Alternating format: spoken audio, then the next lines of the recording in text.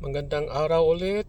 Dagdag kaalaman tungkol sa Medicare, original Medicare. Kung ikaw ay isang 65 years old na at qualified na mag-enroll sa Medicare Part A or Part B, o ito ang tinatawag nilang original Medicare, pero gusto mo munang i-delay kasi gusto mo pang magtrabaho at saka yung company ninyong pinagtatrabahuan ay mayroong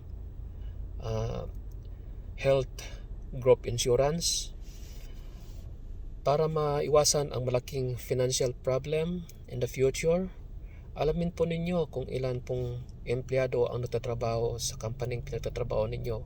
Kasi kung less than 19 employees lang ang nagtatrabaho sa company ninyo, ang group insurance ninyo ay magiging isang secondary payer lamang sa mga medical expenses ninyo.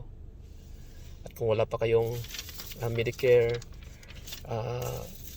hindi ka pa-enroll sa Medicare, ang mangyari is kayo po ang magbabayad sa mga primary expenses, sa mga gastusin sa hospital, sa doctor's office, at sa anumang mga medical expenses. Para sa dagdag kaalaman po, tumungo sa www.medicare.gov. Thank you.